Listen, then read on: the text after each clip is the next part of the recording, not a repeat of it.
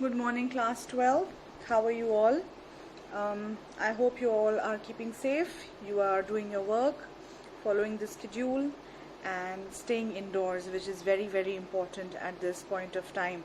It gets challenging at times, but then I feel you are in the comforts of your home, you are being fed properly, and you have a schedule to keep yourself busy, so it should not be boredom at all.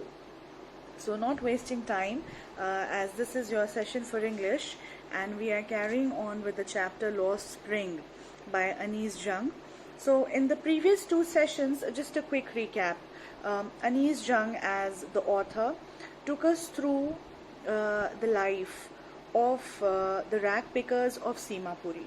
In the previous session, we had looked into detail in the life of the rag pickers of Simapuri and how is survival over there. They are migrants from Bangladesh, Dhaka, and they had left that place just because there was no means of earning a decent livelihood there. So here in Simapuri, all they have is just a ration card which gets them access to, basic grains. And later on, in the end of the previous session, we gathered that this boy, Sahib, who was otherwise very free, very carefree, he was doing his own thing, carrying that plastic bag on his shoulder and, scrounging for gold in the garbage. But in the end, we see him that he ends up being a laborer, at a tea stall. So he's just a little kid. And from here, we come to know that how these children, they are forced to get into some sort of child labor just because they have to be partners in survival. And though and very clearly the chapter says that survival in Simapuri means rag picking. So rag picking has acquired different proportions for people. For the adults in Simapuri, it is a means of survival. But for the children, sometimes it is a means of wonder because they don't know that today what they might get while they are scrounging for gold. So this was all about Sahib-e-Alam, the first story that we did. And it was about Sahib losing his childhood just because he has to become a partner in survival, and he ends up working at a tea stall which is paying him 800 rupees and his meals. And is he happy? Of course not, because he is not carefree, he is not his own master anymore. So in today's session, we begin with page number 17, and we start with a new story here, a new narration by Anees Jung about this another boy. And you will see that his name is Mukesh. Okay, so from Simapuri on the outskirts of Delhi, we will now be going to the dingy lanes of Firozabad.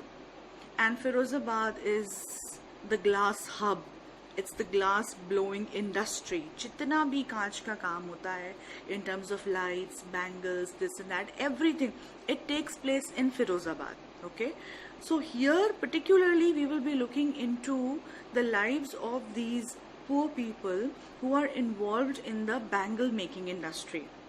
And you will see how difficult their life is. You will see how difficult the survival is, even though they are involved in some kind of work. If we compare it to the rag pickers, they still have some work, but still their condition is not as good as it should have been. And unfortunately, though children of such tender ages should not be involved in working in these bangle and making industries, they still end up working there. And these glass industries have a lot of health hazards. They are not easy to work in, and still life for them is very, very challenging, even when they are making bangles for the entire nation. Okay, so it's like mass production taking place over there.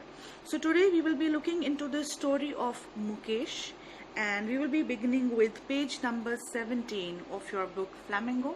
So quickly we'll start with it.